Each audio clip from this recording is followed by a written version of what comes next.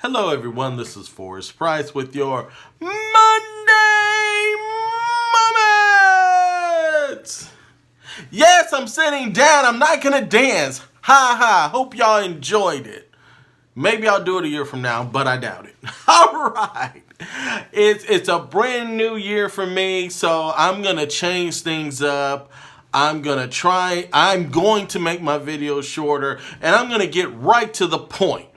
I'm going to cut out the birthdays because 95% of the time I done already said happy birthday to you. So it's just taking up space. The shout outs, if it's something really important, I'll just say it along the way. So I'm going to just jump right into the subject, but I'm not going to forget our Savior. Dear Lord, I thank you for blessing me with everything you've blessed me with and this world surrounding me, and let this topic hopefully help someone out.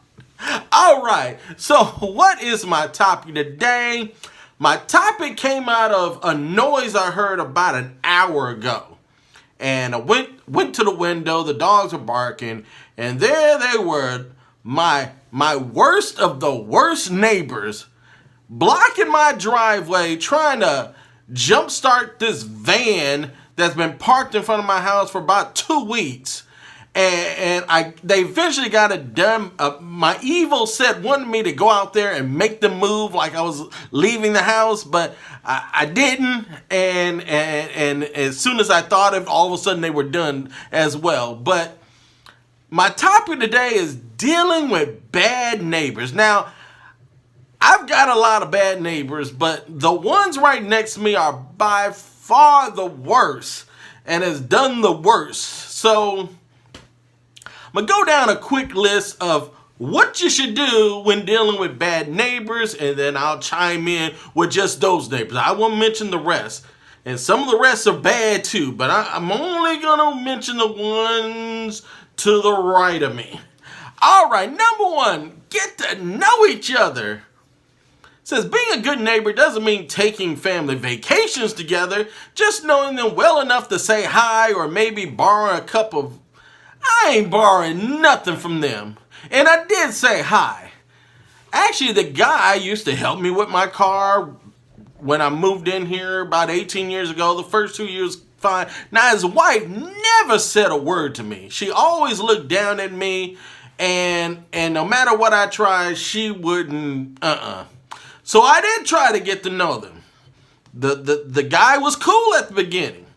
So I guess try and get to know him. If you gotta borrow something, I guess you could do that. I wouldn't do it, but I know they used to do that, but I wouldn't do it. But, I guess get to know them. Have small chat, but no, don't go on vacations. Don't invite them to your parties. But, unless you eventually get cool with them. All right, number two. Head off problems before they are problems. If you're throwing a party at your place, go to all the neighbors who might be affected and offer them two things. A verbal invitation to the party and a card with a phone number. If the noise escalates or there's another problem, your neighbors can call you instead of the police. Okay. That's actually a smart one. Go to all your close neighbors, let them know, hey, I'm about to have a party. And you give them your number. And they might call you.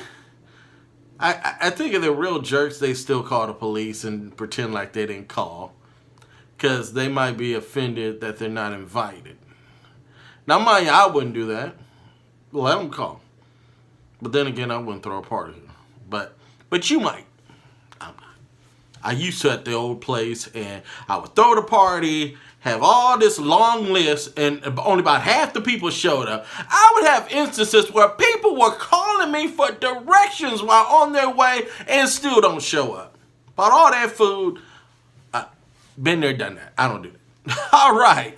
3, document the problem. When an issue comes up, start keeping notes, times, dates, photos if necessary. This can help in 3 ways. First, helps you evaluate the seriousness of the problem. Second, you have info to back up what you are trying to say. And finally, push comes to shove, good record keeping can show authorities you're serious and organized. That is true. And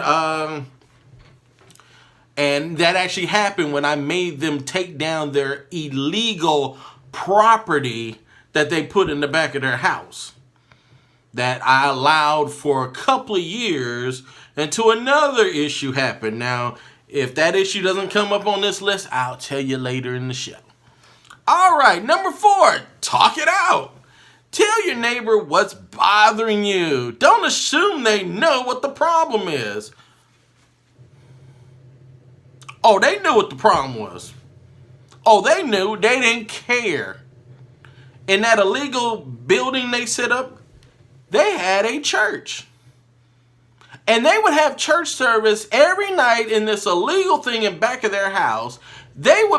Sometimes they would have rituals in the front yard where they would burn stuff like at 1 in the morning on school nights. Don't tell me they don't know the problem. They knew the problem. They didn't care. Talk it out. Come on. 5, look for advice or solace online. I guess there's 2 sites you can go for neighbors, so I'll let you guys know. The first one is called Neighbors from Hell. I haven't checked out that website, but maybe I will. The second one is called AnnoyingNeighbors.com. Again, I ain't checked that one out, but I probably will. It says they give advice and they have message boards and I don't know. They said something about something that's going to cost $50. I ain't doing that, but I might still go to the website. All right. Says check with other neighbors. See if anyone else is having the same issues. Well, in my case, the neighbor to the other side, it was kind of an apartment, so they wouldn't have heard it. The neighbors on the next side of the block wouldn't have heard it. Neighbors across the street probably wouldn't have heard it. So I was the most affected. So, and a lot of these neighbors have been here even longer than me, even though I've been here 18 years. Some of these neighbors are the kids of their parents that they inherited their house. So they've been here 50 some odd years. So they know these people and yeah. So I ain't going to them, and I had problems with them too. All right. It says, see if anyone else will side with you. Isn't that the same question? No, they won't. It says, hey, talk to a lawyer. We did. And that's how we were able to get them to take that down. And maybe the other question, you know what they did? They built a bathroom, and attached it to my garage. And of course, the insurance company's like, oh, whoa, you can't do that. We're going to have to cancel your policy. If fire breaks out, it's going to burn down your garage. Yes. So we had to make them take that down as well. And again, they played dumbfounded like, well, I didn't know. They knew. They didn't care. Next one says, talk to lawyer. Says, get a mediator. A mediator? Okay, a mediator. That ain't work. That didn't work. We went directly to the people to shut them down, and they shut down. Says, write and report. How is that not the same as the one before? I hate when the list... I mean, come on. The same thing. 11, call the cops. I usually wouldn't snitch to the cops, but they actually called the cops on me once because they cat, which they had plenty of cats, stray, always out, would always get in the yard. If they got in the backyard, my dogs get them, they killed them. I mean, I've probably scraped up 4 or 5 cats so far.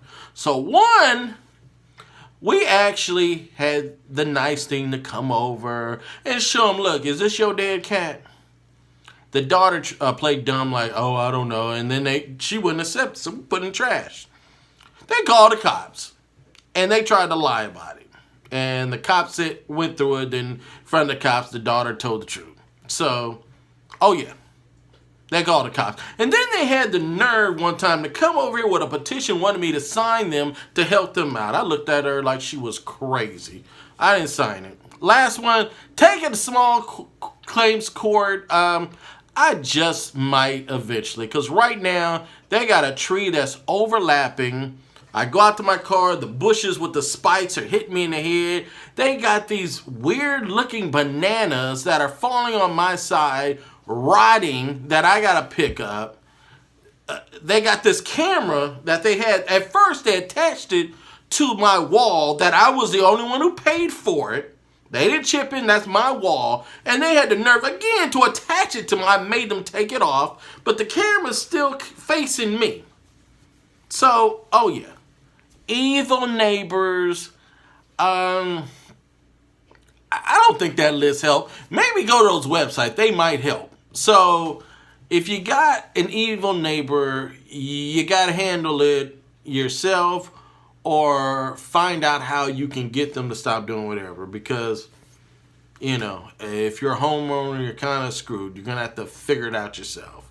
If you're in an apartment, then you have other means to have them work it out on your end. So I hope that helps. I still kind of went long, but it's still better than 15. I'm at 11. So have a great week. I'll see you next Monday. Hopefully you like the new format.